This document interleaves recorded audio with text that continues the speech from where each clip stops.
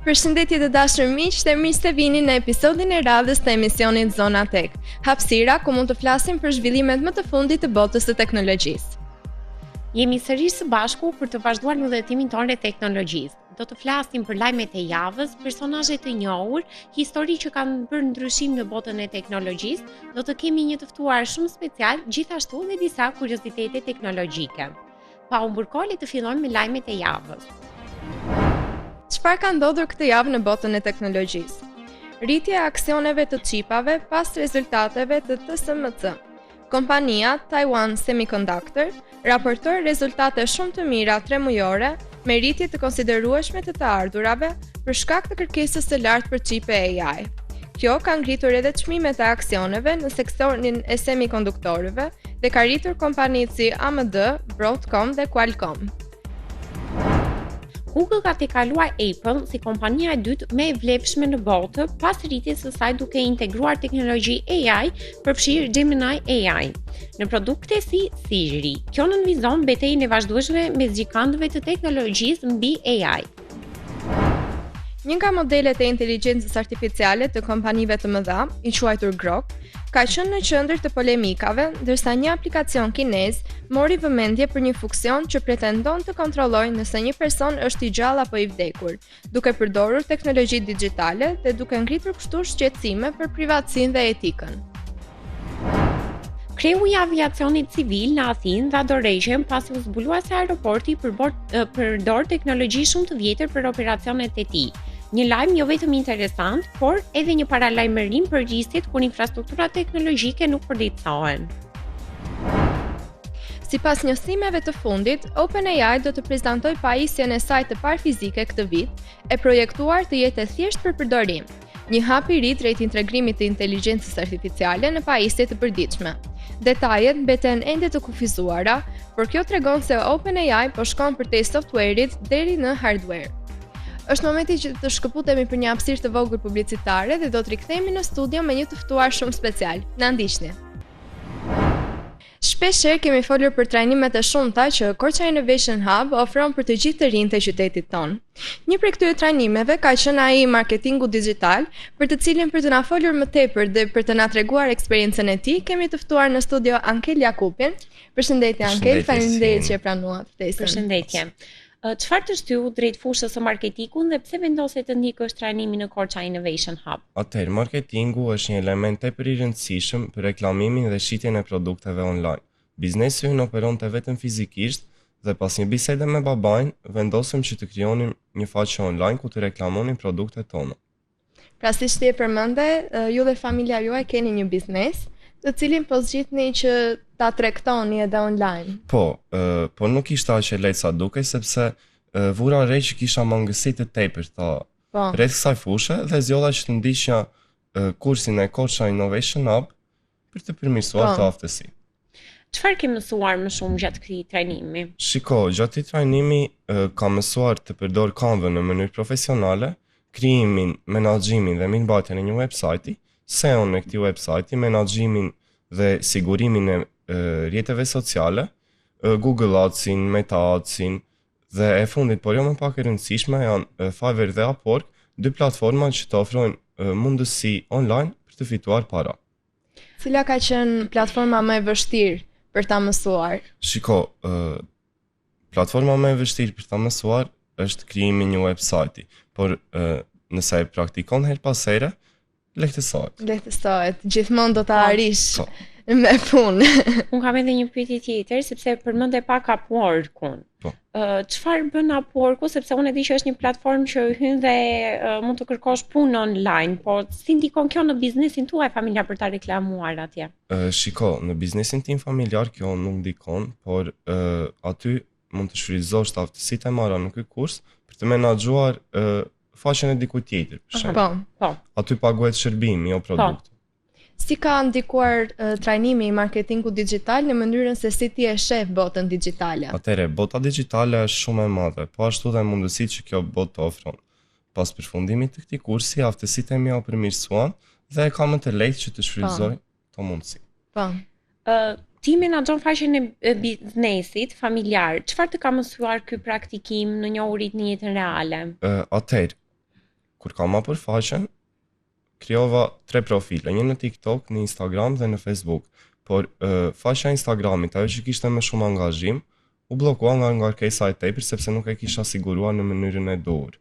Dhe pas përfundimit të këtij kursi, hapa një faqe të re dhe tani e kam siguruar në mënyrë profesionale dhe nuk kam probleme të tilla. Po për sa ju përket këtyre adhave që dalin në Instagram dhe kështu, duhet të paguash për shërbimin që në mënyrë ta reklamosh biznesin, siç dalin reklamat në televizor për shembull. Shiko, për atë paguan që të dalë sa më shumë personave. Dhe ata e targeton për personat që ti do me thënë, e targeton për personat që kanë makina ose për një fushë tjetër. Mendon se për shembull dyqanet duhet të ka shumë dyqane që operojnë vetëm online dhe jo fizik, nuk ka dyqan fizik dhe nuk e di ndoshta ndonjëherë biem dhe shumë prej mashtrimeve të shumta që ndodhin online. Këtu në Shqipëri ka raste plot që janë mashtruar klientët dhe është mirë që të ketë një pikë fizike sepse që të mund të shkojnë. Krijon besueshmëri te klienti. Po. Ankel ti je gjimnazist. Dhe për të gjithë gjimnazistët vetëm ata e dinë se sa e limituar është koha që ti duhet ta ndash në mënyrën e duhur ta organizosh mes mësimeve, mes shkollës, si arrin ti që ta organizosh kohën që të duhet ti përkushtohesh shkollës tënde dhe nga e njëjta anë edhe kohën që të duhet për të organizuar, për të menaxhuar jetët sociale. Atëherë, dita është shumë e gjatë dhe nëse organizon në mënyrën e duhur, jo vetëm këto të dyja, por mund të bësh dhe shumë gjëra të tjera. Po. Lidhur me këtë, merresh dhe me diçka tjetër përveç pasionit tënd për teknologjinë? Shiko, unë merrem dhe me sportin e atletikës dhe kam dalë 6 herë kampion Shqipëria, por tani jam i dëmtuar. Të urojmë shërim të shpejtë dhe shumë suksese. Shumë faleminderit.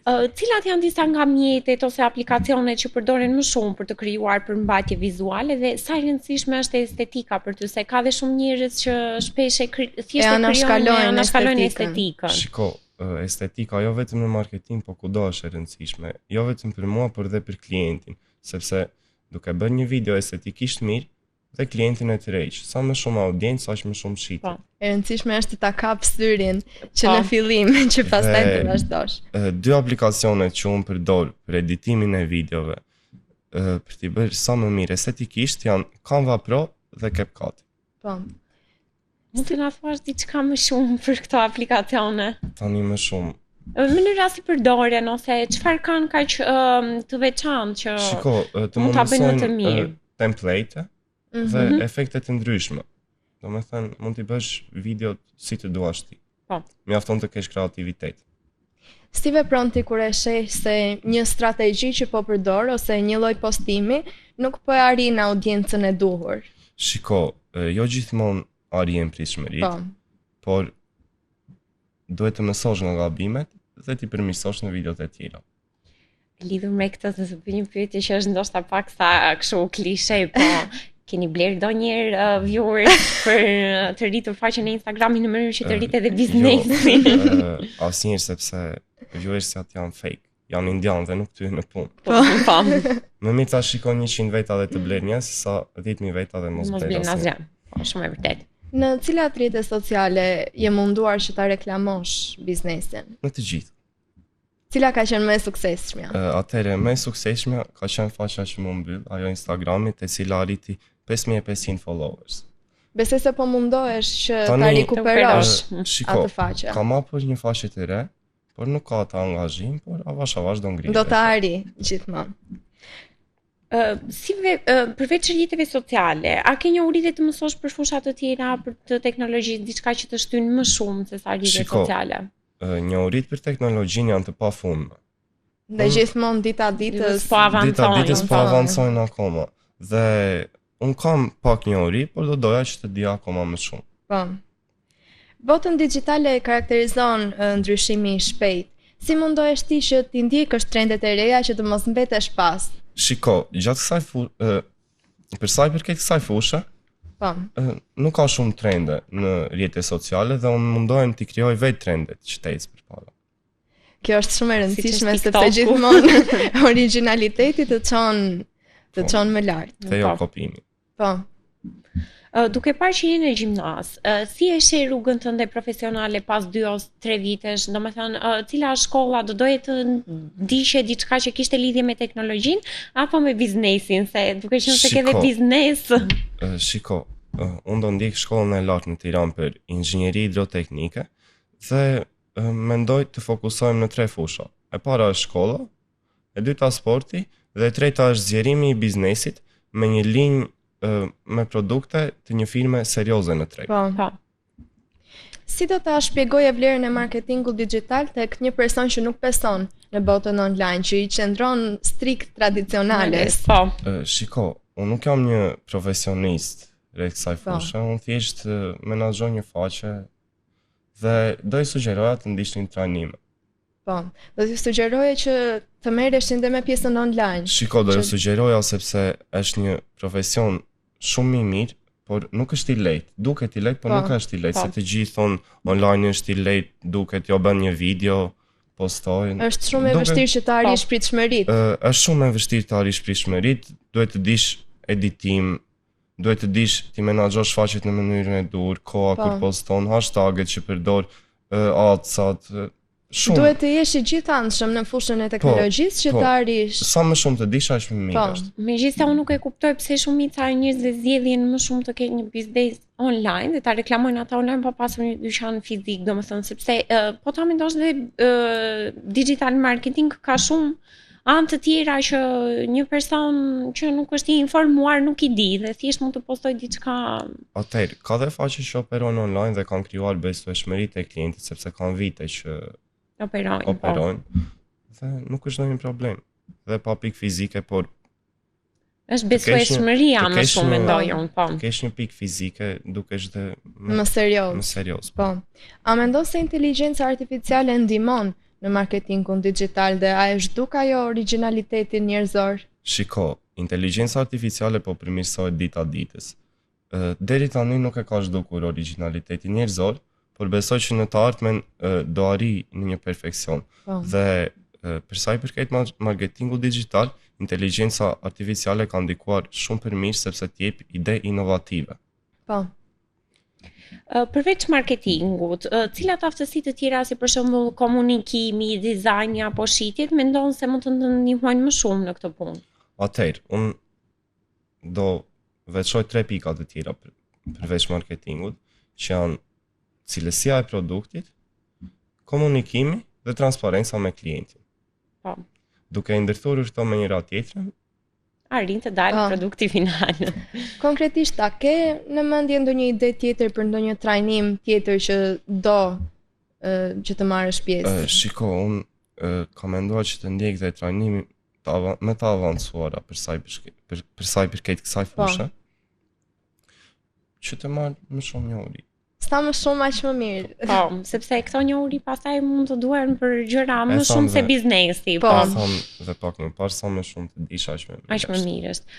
Dhe diçka për ta mbyllur, çfarë do t'ju thojë të gjithë moshatarëve të tu që na ndjekin, nëse duan të bëjnë diçka në lidhje jo vetëm me teknologjinë, por me çdo gjë, por hezitojnë ta bëjnë atë. Kam vënë re që moshatarët tanë kanë problem të shfaqin veten e tyre para kamerave. Se nuk ka pse. Hezitojnë shumë dhe nëse kanë një ide dhe kanë atë frikën se mos ndoshta nuk më del ajo gjëja siç duhet. Ne në emisionin ton gjithmonë kemi folur për faktin që nga një ide e vogël mund të lindë diçka shumë e madhe. Shiko, idenë mund ta kesh, po pa marr riskun nuk arrin asgjë. Po.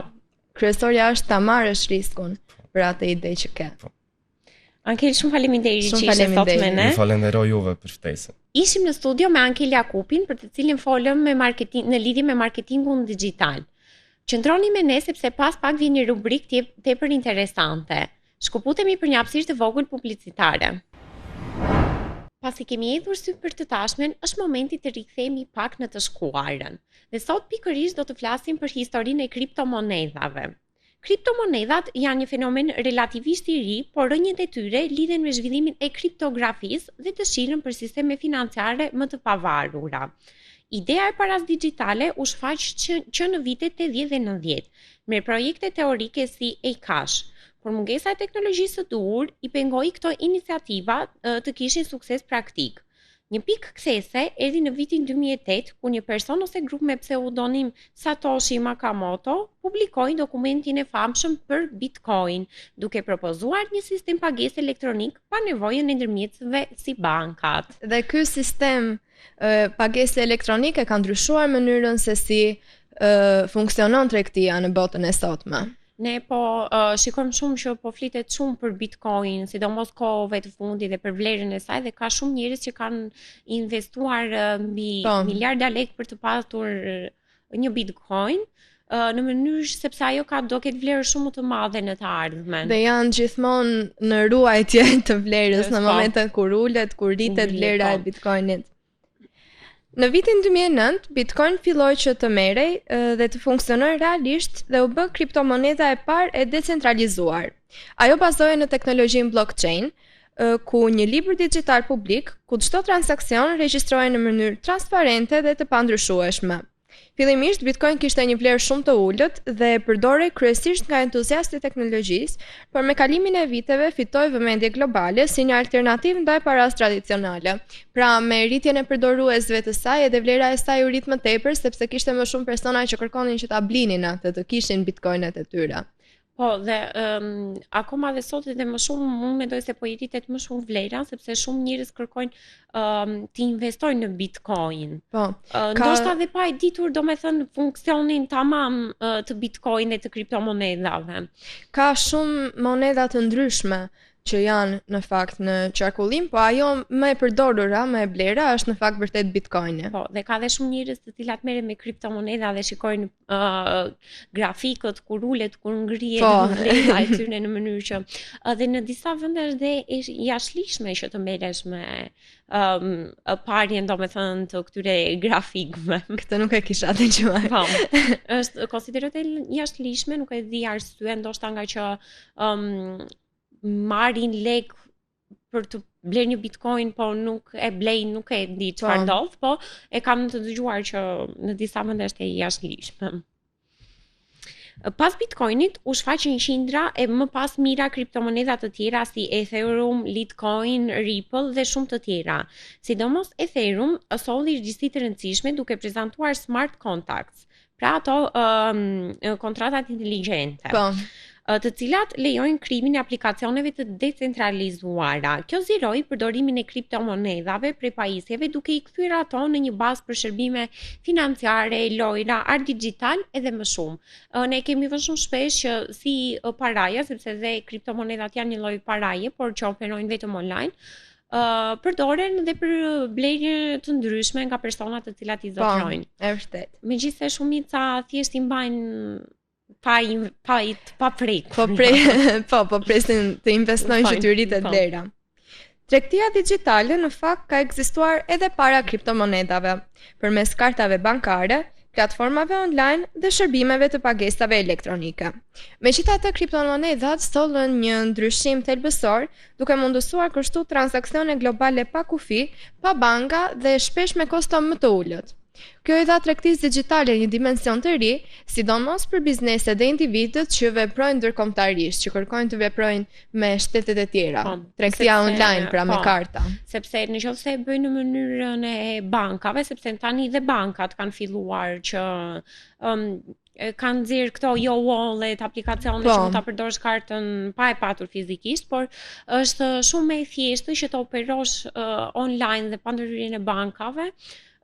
Sepse me ndërhyrjen e bankave janë kontratat, janë kushtet për të cilat duhet të krijohet për shembull biznesi apo të ndërveprojë me njëri tjetrin. Tani në fakt vetëm nëse ke telefonin në dorë dhe e skanon në një skaner, atëherë bëhet direkt transaksione.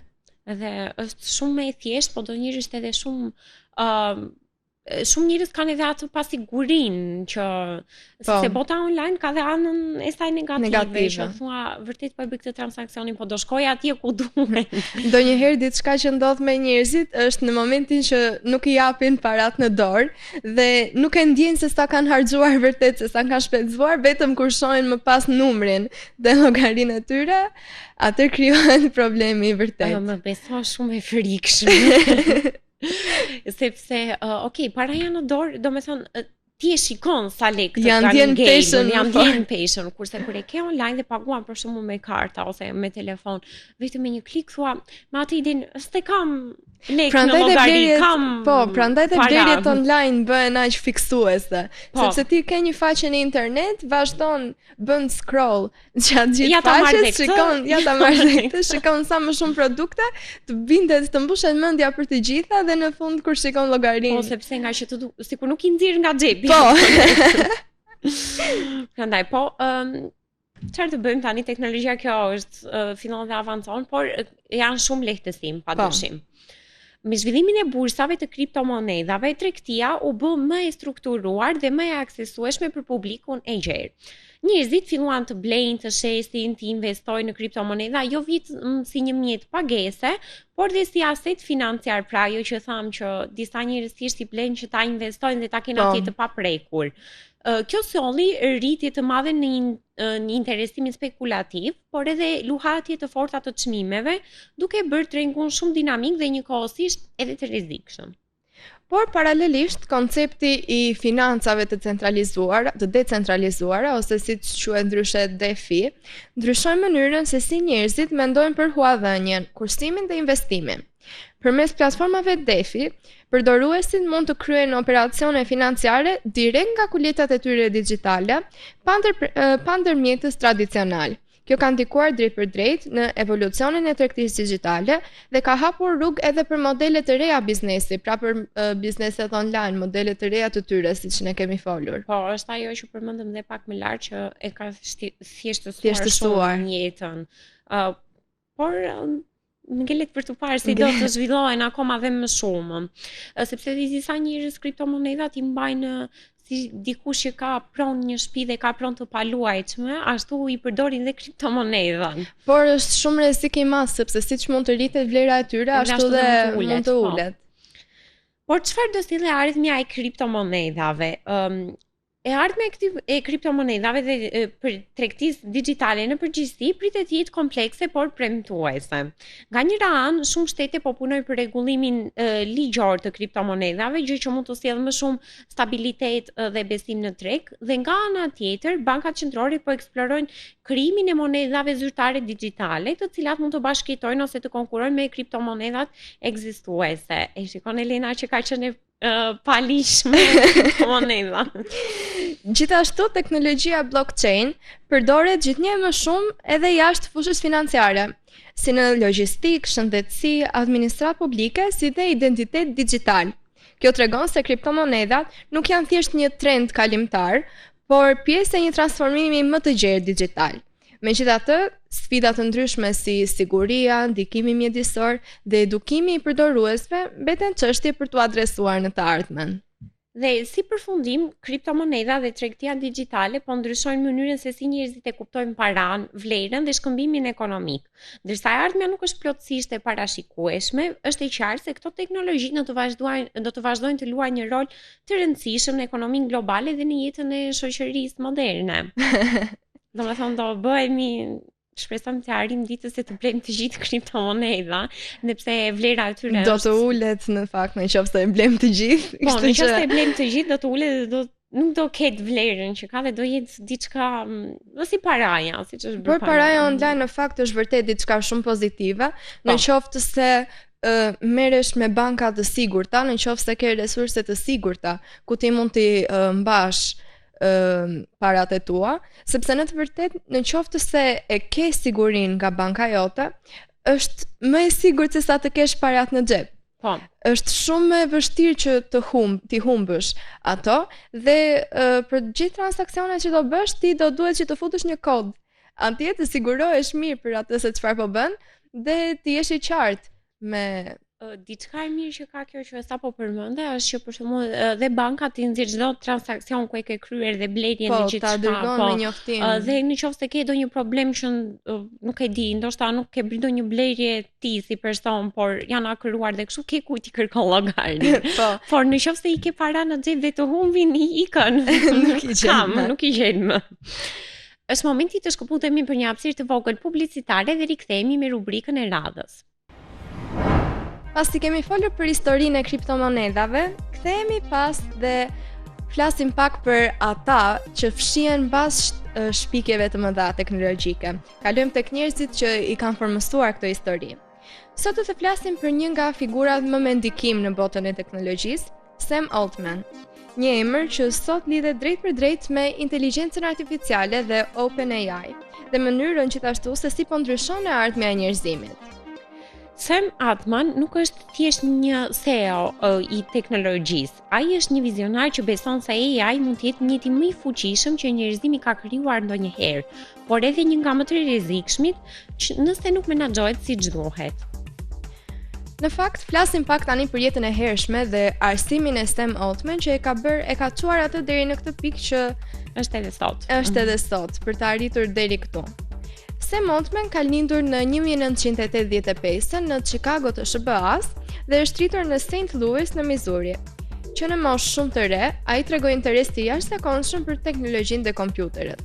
Më pas në moshën 8 vjeçare, Sam mori kompjuterin e tij të parë, një Apple Macintosh, një moment që ai vetë ka përmendur shpesh si piknisjen e pasionit të tij për teknologjinë. Gjithmonë është një piknisje. Po. Dhe kjo ka qenë ajo për Samin. Dhe gjithmonë, me sa kemi vënë re me personazhet e ndryshëm që ne kemi sjell këtu në emision, është që të gjithë kanë filluar në moshë shumë të hershme, domethënë dhe nga diçka shumë e vogël. Po.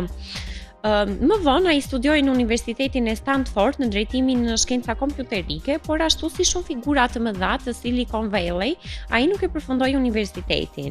Në vend të kësaj vendosi të ndjerë rrugën e sipërmarrjes. Por që ati pas ka ecur mirë, pas ka duket, po. Flasim pak për startupin e tij të parë që ai ka krijuar. Në vitin 2005, Sam Altman bashkëthemeloi Loop, një aplikacion mobil që lejonte përdoruesit të ndanin vendodhjen e tyre në kohë reale, një ide shumë para kohës së vet. Po. Dhe Loop u bë një nga startupet e para që u pranuan në U Combination, pra inkubatori legjendar i startupeve. Edhe pse Loop nuk u bë një sukses global, ai u blej në vitin 2012 dhe kjo përvojë dha Altmanit njohuri të thella për startupet, kontakte kyçe në Silicon Valley dhe reputacion si një mendje teknologjike. Pra, dhe nëse nuk funksionon diçka, prapë të sjell një gjë pozitive. Po, e fitoi reputacionin e tij. Në vitin 2014, Sam Altman u bë presidenti i Y Combinator, duke zvendosur kështu Paul Graham. Gjatë drejtimit të tij, Y Combinator u zgjerua ndjeshëm, mbështeti kompani si Airbnb, Dropbox, Stripe, Reddit e të tjera dhe u bë inkubatori më me ndikim në botë. Altman ishte i njohur për aftësinë e tij për të parashikuar trendet teknologjike, të mbështetur ide të rrezikshme por vizionare dhe të menduarit afatgjatë. Këtu filloi seriozisht interesi i tij për inteligjencën artificiale si teknologjia që do të ndryshonte gjithçka. Dhe është më vërtet se duket që i ka dhënë vërtet një shtys shumë të madhe në lidhje me inteligjencën artificiale, pra sepse dhe ai edhe pse Loop nuk i shkoi ashtu siç ai mendoi, prapë i dha ide të tjera për ndoshta edhe pak më kreative dhe më të zhvilluara. Në vitin 2015, Sam Altman bashkëthemeloi OpenAI, së bashku me figura si Elon Musk, nga më të njohurit, por edhe figura të tjera. Qëllimi fillestar i OpenAI ishte shumë i qartë, të sigurojë që inteligjenca artificiale e përgjithshme të përfitojë gjithë njerëzimin. Dhe fillimisht OpenAI ishte një organizatë fitimprurse me fokus në kërkime të hapura, etik dhe siguri të AI, pra. Dhe ndryshe nga që njohim sot që mund të përdoret edhe për shumë gjëra të tjera. Dhe në drejtimin e Altman, OpenAI zhvilloi GPT, pra Generally Pre-trained Transformer, ChatGPT, që u bë një nga aplikacionet më të njohur dhe pësoi një rritje shumë të shpejtë në historinë, po. Dhe modelet që përdoren gjithashtu në arsim, biznes, mjeksi dhe krijimtari. Kështu Sam Altman u bë fytyra e debatit publik për sa i përkeste rreziqeve të inteligjencës artificiale, rregullimit ligjor, por edhe ndikimin në punë dhe shoqëri që pikërisht kjo inteligjencë artificiale do të kishte. Dhe vërtet që ndoshta mund të krijohet, janë krijuar debate të shumta për sa i përket përdorimit të GPT apo ChatGPT, sepse mendojnë që sa më shumë të avancojnë, aq më shumë do zëndësojnë njerëzimin. Por Mendoj se pra ne gjithsesi do kemi nevojë për njerëzit, sepse normale. Por që edhe sa Altman po ta mendosh, nuk duhet bërë kaq shumë debat se solli diçka të mirë. Që nëse përdoret ashtu siç duhet, është vërtet diçka shumë pozitive, që shërben si një ndihmë për njerëzit. Dhe pikërisht Altman beson se AI do të rrisë produktivitetin njerëzor, pra do të krijojë profesione të reja, por do të zhdukë edhe shumë vende pune tradicionale. Ai që ka i vetëdijshëm. Po, por ndoshta kjo është edhe diçka pozitive, sepse shumë ndoshta punë që mund të jenë të rëndomta për njerëzit, domethënë që mund të kenë edhe mund të kërkojnë një lodhje fizike shumë të madhe, mund t'u bëhet më e lehtë duke shtypur thjesht një buton dhe ta bëjë inteligjencë artificiale. Ndoshta me përparimin e kësaj bote do të vinë profesione të reja shumë të nevojshme. Po që mund të kenë dhe nevojë për njerëzit ato profesione. Po. Sam Altman në fakt ka folur shpesh për nevojën e rregullimit global të inteligjencës artificiale, për të ardhurat bazë universale si një zgjidhje ekonomike, si dhe për etikën dhe sigurinë si prioritet absolut. Pra ai ka qenë i vetëdijshëm për atë se çfarë po krijonte dhe i mësonte etikës dhe sigurisë. Po, gjë për të cilën duhet patur shumë kujdes, sidomos siguria një që është parësore, sepse shumë njerëz i përdorin ndoshta edhe pa kriter pa e kuptuar se po i shkaktojnë dëm vetes së tyre. Kështu që jeni të vetëdijshëm. Pra, ndryshe nga shumë theo, Altman flet hapur prapë edhe për rreziqet ekzistenciale të inteligjencës artificiale, sepse shumë persona të tjerë nuk arrin të flasin dhe për rreziqet që vërtet inteligjenca artificiale ofron. Thjesht duan ndoshta të kenë atë përfitimin e tyre ekonomik, të marrin pra atë për të cilën kanë krijuar dhe nuk flasim për rreziqet që sjell vërtet është revolucion për kohën, po cilat janë këto rreziqe që na vijnë nga përdorimi i tyre dhe jo të gjithë e bëjnë që të flasim për këtë. Sam Altman në fakt është një figurë tepër admiruar për vizionin që ai kishte, por edhe për të kritikuar fuqinë që AI po e centralizon. Disa kritik thonë se AI po zhvillohet shumë shpejt. Kompanitë kanë shumë ndikim dhe shoqëria nuk është ende gati për këtë zhvillim. Altman megjithatë vazhdon të theksojë se ndalesa nuk është zgjidhje, por menaxhimi i mençur është ajo çfarë duhet. Po, dhe është shumë e vërtetë mendoj sepse dhe të ndalosh së krijuari për shembull shpikje të reja teknologjike nuk është një zgjidhje e dur, sepse teknologjia sa vjen dhe avancon dhe i nevojitet edhe më shumë njerëzimit. Por duhet të dimë ta menaxhojmë, ajo që themi gjithmonë. Por cila do të jetë kjo e ardhmja pra e teknologjisë dhe inteligjencës artificiale? Sam Altman nuk është thjesht pra një sipërmarrës, ai është një nga arkitektët e së ardhmës digjitale. Nëse inteligjenca artificiale do të jetë një timi i madh i përparimit njerëzor apo sfida më e madhe etike, kjo varet nga vendimet që merren sot dhe Sam Altman është në qendër të tyre. Pra në qendër të çdo gjëje qëndron Sam Altman. Po, dhe ai merr vendimet për inteligjencën artificiale. Po të paktën ka një gjë pozitive që është i vetëdijshëm për rreziqe dhe kështu që ndoshta mund ta bëj pak më të thjeshtë. Diçka që po ndodh tani në fakt, në të vërtetë, është se bumi i inteligjencës artificiale ishte shumë i shpejtë. Dhe tani me kalimin e kohës edhe njerëzve po fillojnë që t'ju zbehet pak ajo dëshira për ta përdorur për çdo gjë, sepse si çdo shpikje revolucionare, fillimi i saj është shumë i dashur, shumë i mirëpritur nga të gjithë. Më pas duke parë edhe anët negative, duke menduar edhe për kohën që po kalon, fillon të mendosh që ndoshta duhet ulur pak doza e këtij përdorimi. Po sepse edhe në fillim kur u shfaq për shembull dhe inteligjenca artificiale dhe ChatGPT-ja doli sikur hodhën diçka dhe shpërtheu. Po, u hap domethënë me ritme shumë të shpejta, po. Me ritme shumë të shpejta, por edhe shumë njerëz të cilët nuk e kishin dëgjuar fare fillonin të dëgjonin shumë shpesh dhe kudo dhe madje kemi dëgjuar dhe histori shumë të bukura, jo njerëz që janë martuar jo kështu. Dhe këto nuk janë normale absolutisht. Po. Në fakt mendoj se është diçka pozitive që tani njerëzve sikur po fillon t'ju mërzitet pak në thonjza inteligjenca artificiale, po fillojnë që të rikthehen përsëri tek tradicionalja, sepse ajo çfarë qëndron në thelb është vetë njeriu dhe nuk ka mundësi se si inteligjenca artificiale që është bazuar nga njeriu ta kalojë atë. Thjesht mendoj se të gjithë tani po fillojnë të arrijnë atë fazën që e përdorin atë thjesht si një mjet ndihmës, thjesht si krahun e djathtë. Po, sepse kishte edhe shumë njerëz që ndoshta e përdornin kur kishin nevojë për një mik ose kështu, por ata nuk e kuptonin se ajo ju thoshte atë çfarë donin ata. Çfarë donin të dëgjonin. Të dëgjonin. Po, dhe nuk e theshin atë si ishte e vërtetë dhe kjo më pas i bën të mendojnë që se kështu, domethënë po ti ishte një mik human, do thoshte diçka tjetër. Po, dhe në fakt sa më tepër që të vazhdonin për një person këto momente që inteligjencën artificiale ta shihnin si mikun e tyre të vërtetë, këto do ndikonin shumë edhe psikologjikisht. Do krijonin, do shkaktonin shumë probleme që do t'i izolonin nga bota e vërtet, do t'i bënin të humbisnin aftësitë për të folur me njerëz të vërtet dhe nuk do socializoheshin më. Do ngeleshin vetëm në ekranin e tyre me një robot brenda tij. Por nuk do kishin dhe atë besimin që krijojmë ne si njerëz tek tjetri për t'i treguar diçka ose për të ndarë një problem që ne mund të kemi. Do mbylleshin në vetvete krejtësisht sa më tepër të vazhdonte kjo. Mendoj se ka raste që tani që kjo ka ndodhur, por e rëndësishme është që pjesa më e madhe e njerëzve kanë arritur që të sensibilizohen për këtë. Po, dhe për përdorimin e teknologjisë. Pa humbur kohë të kalojmë pak në atë anën humoristike, ndoshta pak në pjesën më të bukur të teknologjisë. Po, që ne të dyave na pëlqen shumë kjo rubrikë, që janë kuriozitetet teknologjike. Dhe pa humbur kohë të fillojmë me të parin. Kompjuterët mund të nuhatin molekula.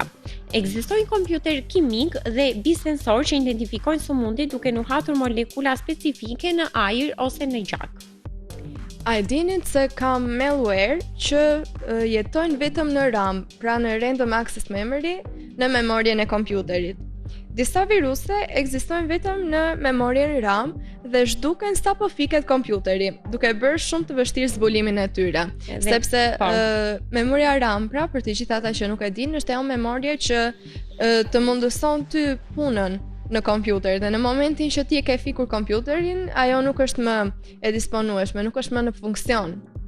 Dhe shpesh edhe me USB-t me të cilat përdorim, shpesh kemi dëgjuar që mund se fut shumë nëpër kompjutera të tjerë që nuk është i jotë dhe kështu, sepse mund të marr viruse dhe më pas transmetohen tek kompjuteri i jot. Mund ta mendosh pak si tek njerëzit me viruset që njerëzit mund të kenë me sëmundjet e tyre, që kur dikush është i sëmur, mos e tako tjetrin, dhe kështu se bën mos e tako me kompjuterin tjetër në qoftë janë nuk. Shumë të vështira edhe për të gjetur, por problemi është që ti mund të kesh diçka shumë të rëndësishme tek memoria RAM apo tek USB-t e jashtme, që mund të nevojë vërtet dhe më pas nuk mund të ketë edhe rikuperim dhe nuk e kthen dot më atë program. Është shumë e rëndësishme në fakt që edhe çdo kompjuter të ketë antivirusin e tij, për të munduar që të shmangen këto problemet që mund të vinë nga viruset, që janë të shumëllojshme këto lloje malwaresh dhe aq sa janë të shumëllojshme, aq janë edhe të pazbulueshme. Pikërisht.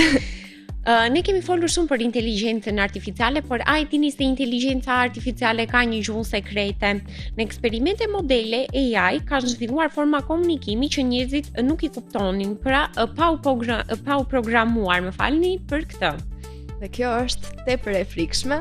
Po, se mund të ketë një gjuhë që ti dhe unë nuk e kuptoj. A e dini se hard diskët dëgjohen kur janë pranë njëri tjetrit? Dridhjet akustike nga një hard disk mund të ndikojnë te një tjetër në një distancë shumë të afërt, një formë shumë e rrallë e ndërhyrjeve fizike. Shumë interesante në fakt. Po. Ky fakt. Ka algoritme që parashikojnë vdekjen. Që nga titulli kjo shumë e frikshme. Inteligjenca artificiale përdoret në mjekësi për të parashikuar rrezikun e vdekjes me saktësi më të madhe se mjekët në disa raste. Elena. Pra në fakt duke dëgjuar këtë, kjo është thjesht pozitive, sepse është thjesht ndihma për mjekët. Po thjesht nga që dëgjon atë fjalën rreziqet e vdekjes dhe vdekje të bën të mendosh që është diçka negative, por është diçka shumë pozitive sepse mund të shpëtojë dhe jetën e njerëzve. Po, në fakt kjo më kujtoi dhe lajmin që dham në fillim. Aplikacioni më i shkarkuar në Kinë ka qenë aplikacioni që quhej Are You Dead? Dhe është një e kam dëgjuar në kohëve të fundit. Është një aplikacion që është shkarkuar nga të gjithë personat që jetojnë vetëm. Dhe çdo 2 ditë ti duhet të shtypësh një buton në atë aplikacion që të konfirmosh që ti je mirë. Që të jenë të sigurt që ti je okay. Dhe në qoftë se ti në 2 ditë nuk e ke dërguar atë njoftim që je okay, autoritetet, ambulanca do të drejtohen drejt banesës tënde. Në fakt ndoshta mund ta mendosh si diçka për të qeshur ose si diçka që se donjëherë thjesht mund të harosh ta shtypësh atë aplikacionin, por në fakt për njerëzit që jetojnë vetëm dhe nuk kanë ndoshta dhe të afër, mos e kanë larg këtyre, mendoj se është diçka pozitive, sepse ne e shohim dhe shumë sidomos të moshuar, të cilët kanë ndruar jetë pa për ditë të tëra dhe nuk i ka vërejtur dikush që ka ndruar jetë. Kjo tregon vërtet problemin që shumë njerëz kanë mbetur vetëm tashmë. Sepse dhe teknologjia ka avancuar deri në atë pikë sa dhe po të jesh me shumë njerëz prapë je vetë. A dinin se kompjuterët gabojnë ndryshe nga njerëzit? Një AI mund të njohë një panda si armë vetëm duke ndryshuar disa piksela, pra disa pika që formojnë imazhin. Një dobësi shumë e veçantë e inteligjencës artificiale. Pra dhe inteligjenca artificiale mund të gabojë. Kështu që mos i besoni çdo lloj gjëje. Ekziston interneti i errët dhe për makina, dhe ne madje folëm në episodin e kaluar për dark webin, po ekziston edhe për makina. Pajisjet industriale dhe makinat autonome përdorin rrjete komunikimi që nuk janë të aksesueshme për njerëzit. Ne thamë që dark webi ka gjithçka, e pas ka dhe makinat tani. E ardhmja e teknologjisë mund që të mos ketë me ekrane. E çuditshme kjo kur e dëgjon në fillim. Po zhvillohen ndërfaqe True Computer, ku informacioni transmetohet direkt në tru, pa ekran, tastiera apo zë. Unë nuk do ta doja. Edhe unë nuk do ta doja. Të paktën e di që e kam atje në ekran në telefon ose në kompjuter dhe e shikoj. Këtu fillon dhe skepticizmi në fakt se çfarë do të ndodh, duke qenë se është lidhja True Computer, sepse nga që hyn loj edhe truri, që është organi kryesor i trupit të njeriut, më duket pak e frikshme dhe nuk e marr dot atë risk. Ka algoritmi që zbulojnë mendimet përpara se ti shprehësh, pra prap në lidhje me trurin. Me analizat të trurit, AI mund të parashikoj çfarë fjale do të mendosh para se ta thuash. Dhe në fakt e di çfarë kam vënë re që ndoshta nuk e di nëse ju ndodh shumë njerëzve apo jo, por në platforma të ndryshme dhe në rrjetet sociale si Instagram apo TikTok më shumë, nëse jam gati për të shkuar në një udhëtim dhe thjesht nuk kam kërkuar asnjë lloj gjëje për atë udhëtim, asnjë lloj, domethënë as emrin e shtetit ku do shkoj, domethënë thjesht shteti ku do shkoj është në trurin tim. Në trurin tim dhe e ke përmendur duke folur me njerëz pranë teje, po pa e shkruar asnjëherë, po dhe pa pasur ndonjë lokacion që mund të kem qenë më përpara, po si ka mundësi që pastaj më dalin vetëm video të atij vendi. Kjo tregon që telefonat janë gjithmonë duke na dëgjuar. Po, domethënë dhe më duket shumë e frikshme ndonjëherë sepse unë thash, unë tani bisedova, nuk kam kërkuar absolutisht asnjë lloj gjëje dhe më del papritur këtu. Edhe mua më duket e frikshme, po duke qenë se është pranuar fakti që gati të gjithë kanë një telefon dhe gati të gjithë janë duke u dëgjuar, thjesht e shikoj si një ndihmës që unë jam duke folur për diçka dhe ajo fillon të më shfaqet. Po të ndihmon, e kam pranuar si fakt dhe po e përdor si ndihmës. Që të thot hajde, nëse e ke në plan, faleminderit. Kompjuterit kuantik nuk përdorin 0 dhe 1-shin. Ata përdorin qubits që mund të jenë 0 dhe 1 njëkohësisht, diçka që sfidon logjikën klasike, siç e njohim ne, logjika e njëshave dhe zerove. Po, sepse ata janë shumë të përdorshme, po, dhe ta mendosh që nuk mund të përdoren, madje 0 dhe 1 janë fillimi, kujdoj edhe gjithçka. Por që kjo është teknologjia dhe sa vjen dhe do zbulojmë dhe gjëra akoma më interesante. Kjo ishte gjithçka që kishim përgatitur për ju sot. Shpresojmë që të jeni kënaqur pafund me ne. Deri në episodin e radhës, na ndiqni. Mirupafshim.